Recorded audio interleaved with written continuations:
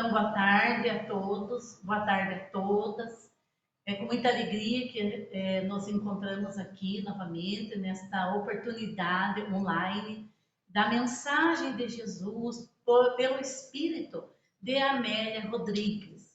Esse Espírito de tanta luz que estudou a fundo as passagens de Jesus aqui na Terra, trazendo-nos os ensinamentos, os remitivos para os nossos espíritos. Então, pela Associação Assistencial Mestre de Amor, o projeto Jesus, Luz de Nossas Almas. Agradeço muito a oportunidade e convido a todos, a todas, os amigos, amigas, irmãs, irmãos, para que todos juntos elevemos os nossos pensamentos a Deus, a Jesus, agradecendo pela bênção, a dádiva das nossas vidas, pela felicidade de mais uma reencarnação de aprendizados e rogando aos benfeitores desta casa que nos abençoem, nos protejam e nos deem o entendimento necessário qual é a nossa imensa responsabilidade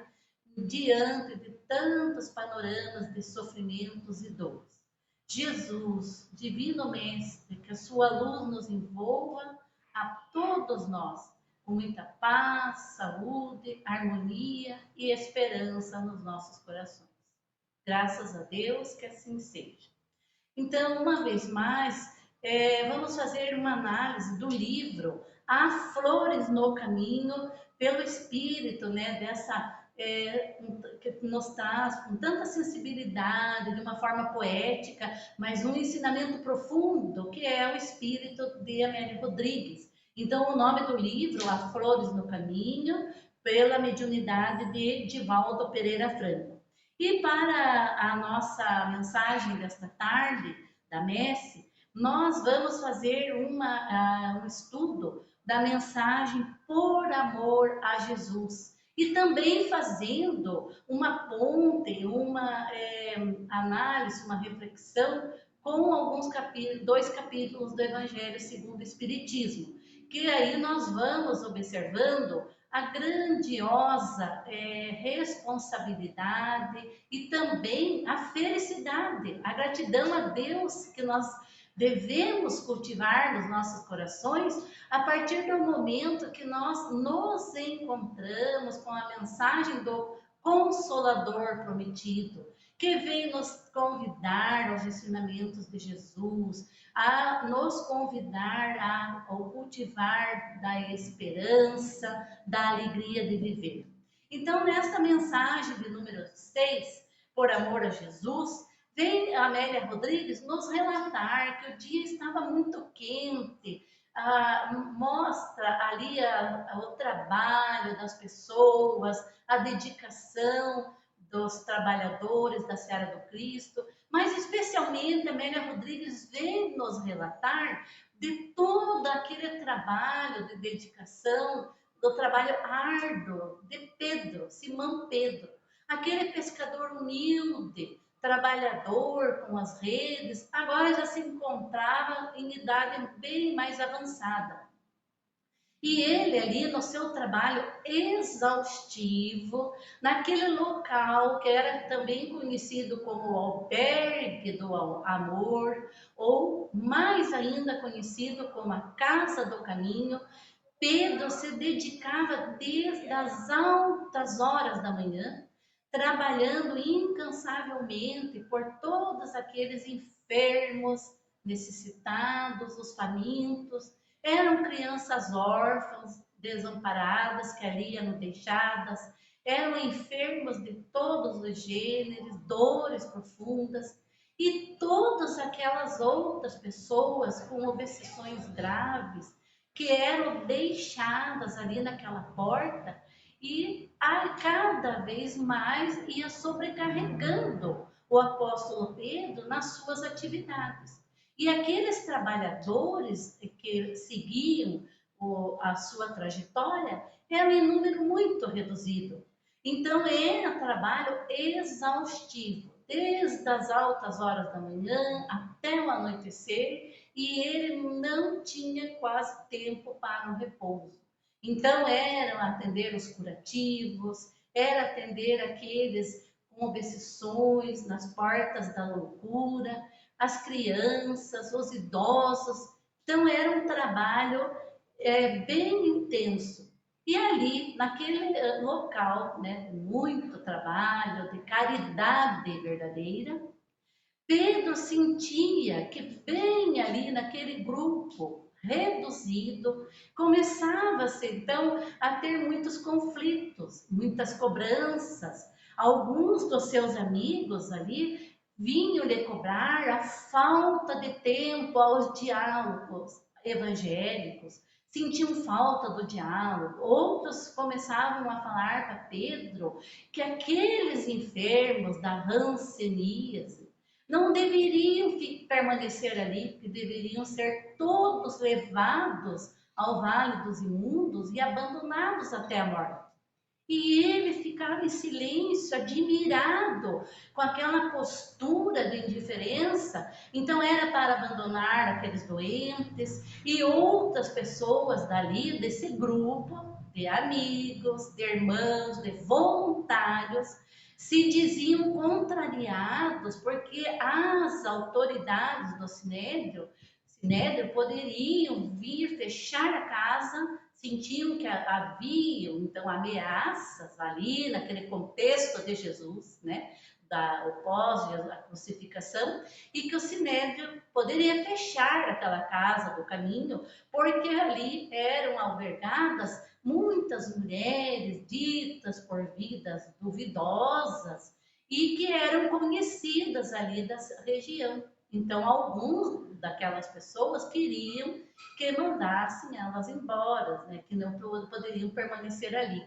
E outros daqueles amigos começavam a exigir de Pedro menos tempo na dedicação aos infelizes.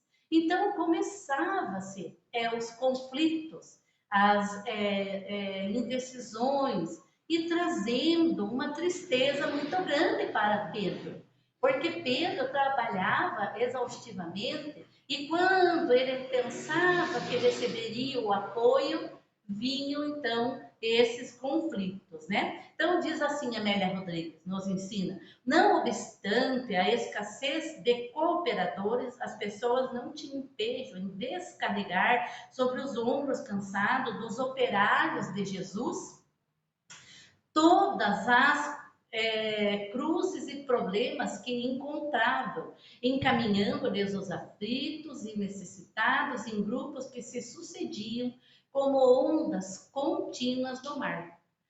E aí vem então essa situação em que Pedro, o apóstolo, se encontrava, né? Aquela temporada se assinalava pelas dores gerais, criancinhas órfãos, velhinhos desvalidos, enfermos, alienados de vário porte, chegavam a cada hora valendo-se dos recursos do amor, da caridade, da abnegação de Pedro, que jamais se excusava, jamais deixava de atender aqueles que eram os desprezados da sociedade. Então, aqueles enfermos em estado gravíssimos, aquelas pessoas ditas, né, de uma conduta diferenciada, ele não fazia julgamento. Ele seguia exatamente o que o mestre, o doce Rabi da Galileia, ensinou a todos nós, né? Então, não raro, o amigo dos infelizes sentia-se quase a sós para atender ao grande número de necessitados ali albergados e aos sucessivos grupos que diariamente rogavam apoio e recolhimento.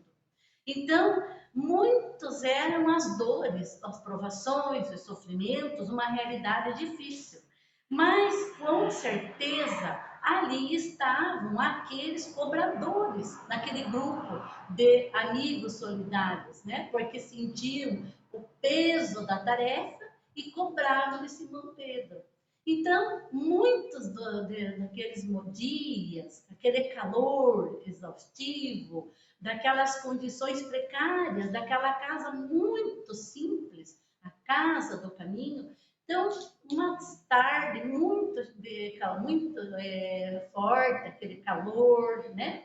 Pedro entra num refúgio embaixo de uma árvore que se localizava bem no meio da casa do caminho e fica sentado, entristecido por todo aquele contexto de desentendimento, de cobrança e ao mesmo tempo de sofrimento. Então ele começa a pensar, mas por que tudo isso está acontecendo? E surge no seu íntimo uma saudade imensa do Mestre Jesus. Que saudade! Então, diante das dores, dos sofrimentos, das tribulações, como existem totalmente nos nossos dias, né? Dores profundas, angústias, pensamentos de suicídio, pessoas atormentadas com as suas posses, atormentadas pela intolerância religiosa, pela intolerância política. Então, ainda há um contexto de muitas contradições, de turbulências na nossa sociedade atual. Mas voltando ao contexto de Simão Pedro, ele fica triste com aquela saudade de Jesus. Ai, como Jesus era tão amoroso, tão compreensivo, humilde e conhecia as dores da sociedade.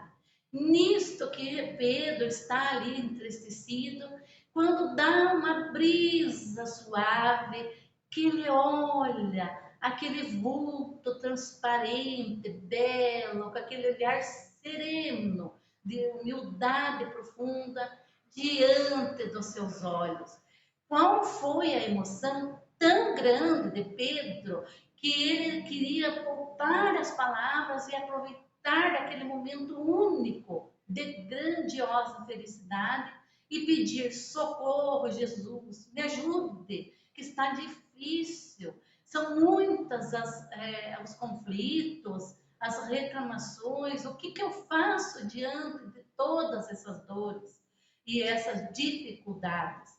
Mas Jesus, sereno e belo, com aquele olhar profundo de amor, pergunta: Pedro, o que era a argila antes de se tornar, o que era o vaso antes de se tornar a argila?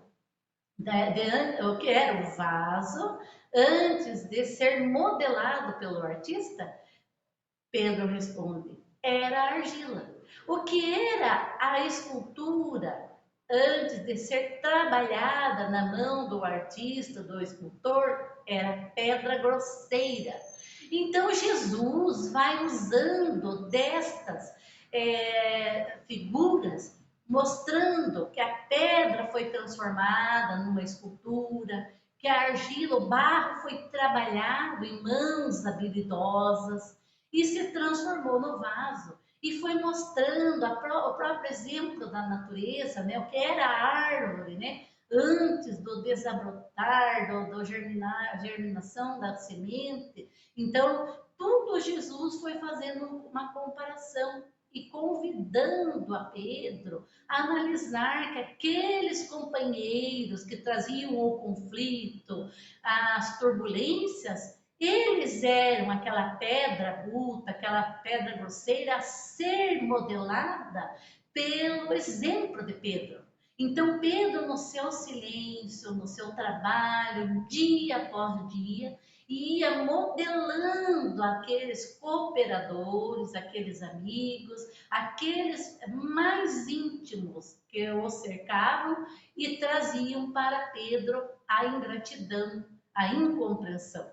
Então Jesus, sereno, conversa ali com Pedro, trazendo a esperança, a certeza absoluta que ninguém, nenhum de nós estamos sozinhos nas turbulências, no amanhecer de uma nova era.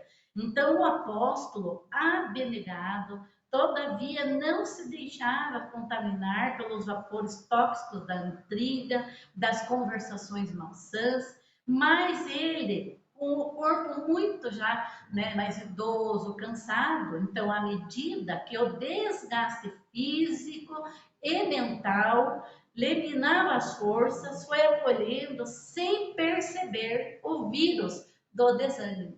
Então, Jesus vem trazer essa presença amiga, amorosa, incomparável, porque Jesus, todos nós sabemos, é o espírito mais evoluído que esteve aqui no planeta Terra. Então, é o nosso modelo e guia. Jesus, luz de nossas almas. É esse convite, então, que Amélia Rodrigues, o espírito de Amélia Rodrigues, que foi uma professora devotada, uma poetisa, nos traz essas vivências, esses olhares às passagens de Jesus nos seus livros, nos trazendo o entendimento do sacrifício, da renúncia e da compreensão daqueles que ainda seriam trabalhados no decorrer do tempo, né? Do tempo e do exercício da caridade.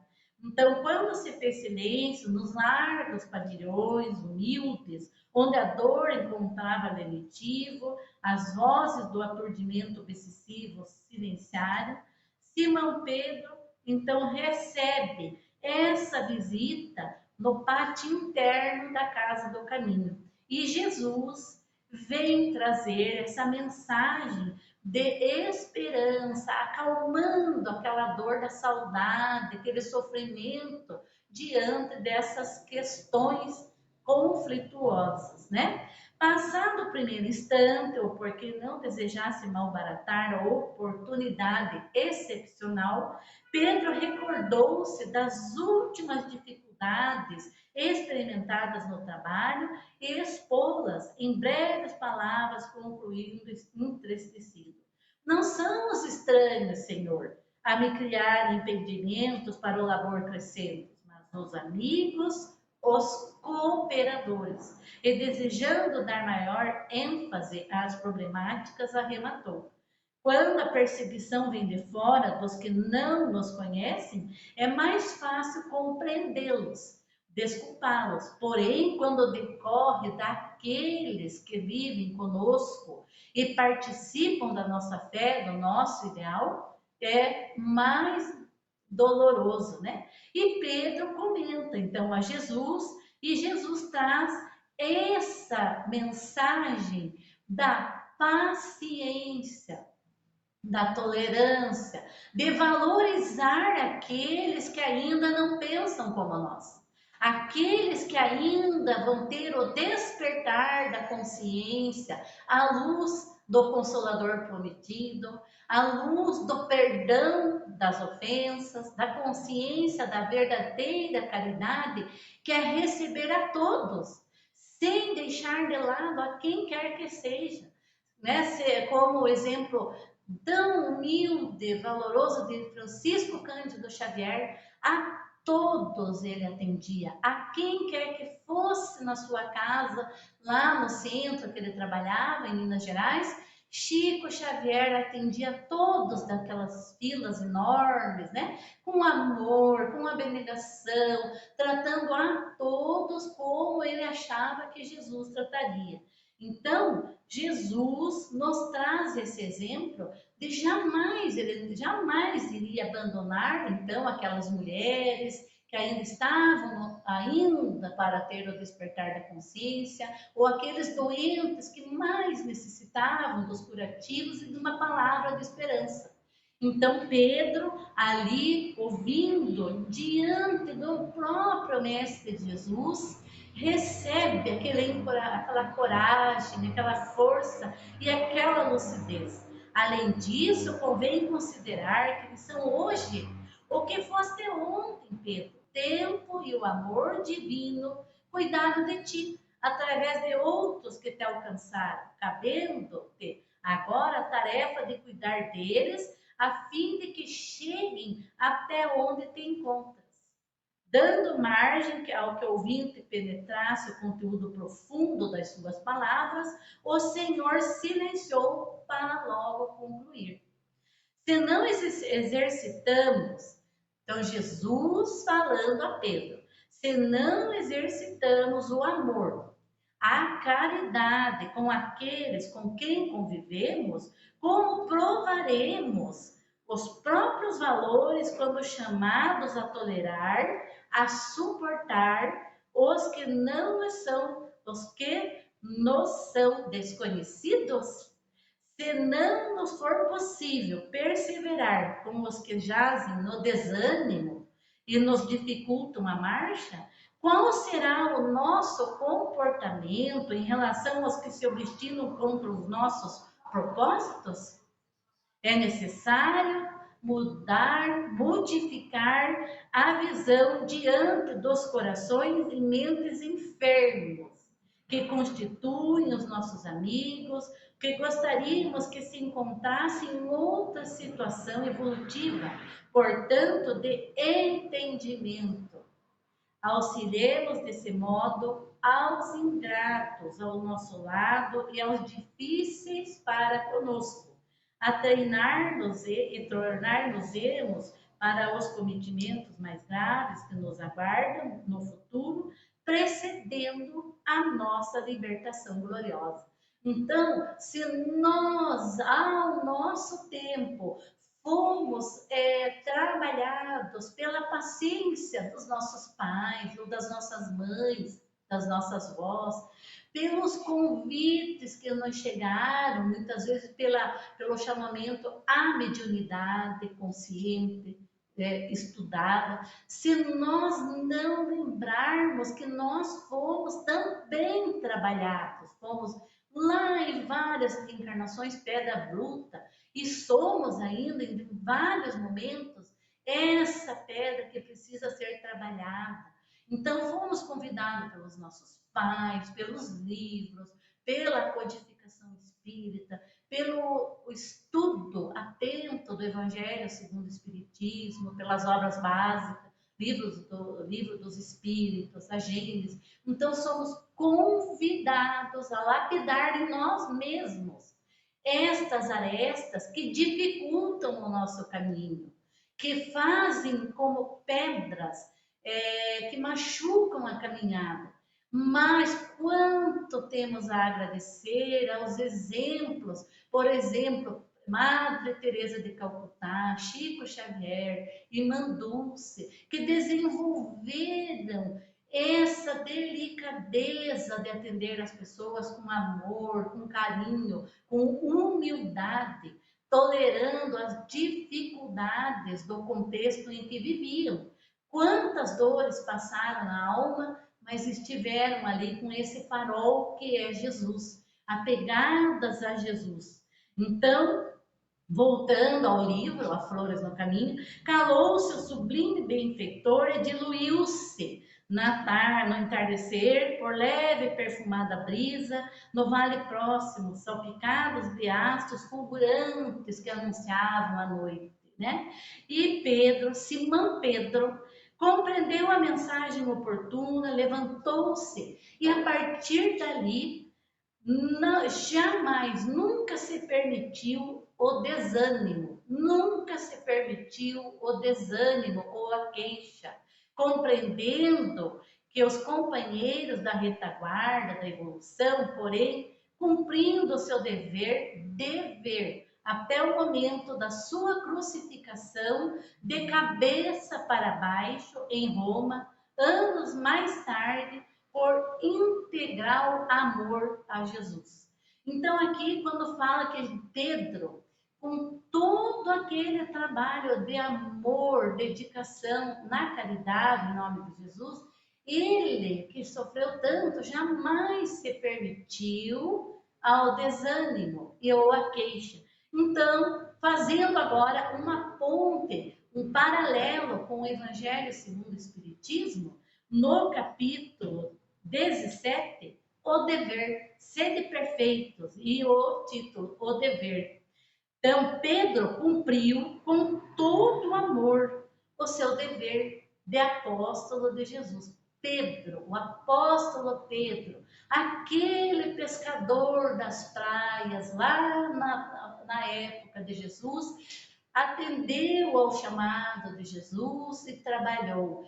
Lutou intimamente com todo aquele episódio que ele negou a Jesus, mas ele se demonstrou humilde, incansável trabalhador. Então, lá no Evangelho, nós vamos ver Pedro, o dever é o resumo prático de todas as especulações morais.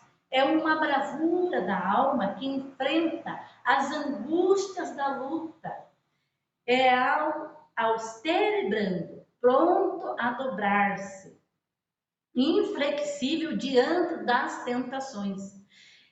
O homem que cumpre o seu dever, então o ser humano que cumpre o seu dever, ama a Deus, que é o nosso Pai Criador, amoroso, misericordioso, a inteligência suprema, causa primária de todas as coisas. Então, o ser humano aprende a amar a Deus mais do que as criaturas, e ama as criaturas mais do que a si mesmo.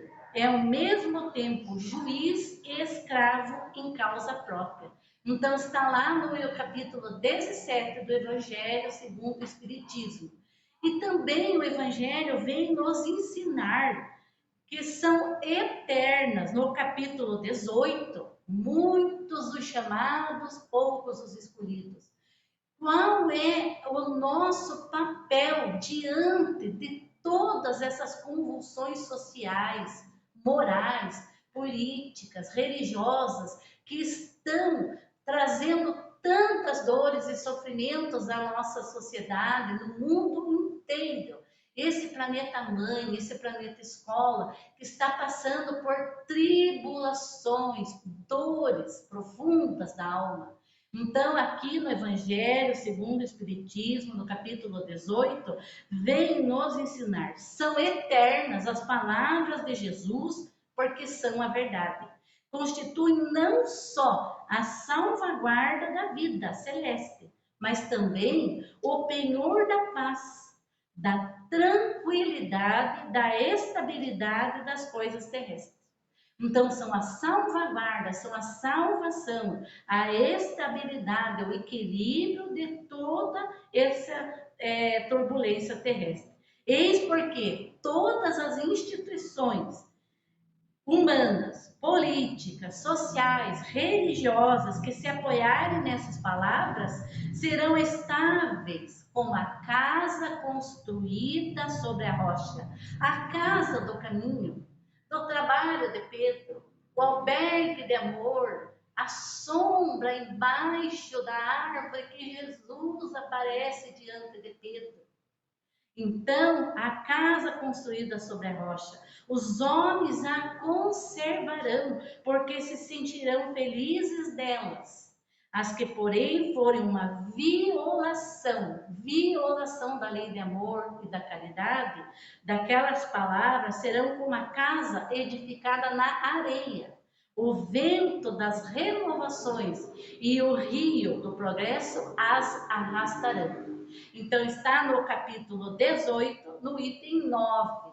E aí, eu vou agora vamos encerrando, agradecendo muito a Mestre de Amor pela oportunidade de estudo, de reflexões, agradecendo muito aos ouvintes pelas vibrações amorosas, por estarmos ligados ao Mestre Jesus, que é a luz das nossas almas, é a luz das nossas vidas. Eu encerro agradecendo ao Departamento Doutrinário, com o coração cheio de gratidão a Deus, a Jesus e ao Espírito da Amélia Rodrigues por tanto estudo amoroso e pela oportunidade. Muito obrigada, Senhor. Muita paz, harmonia e esperança para todos nós. Que assim seja.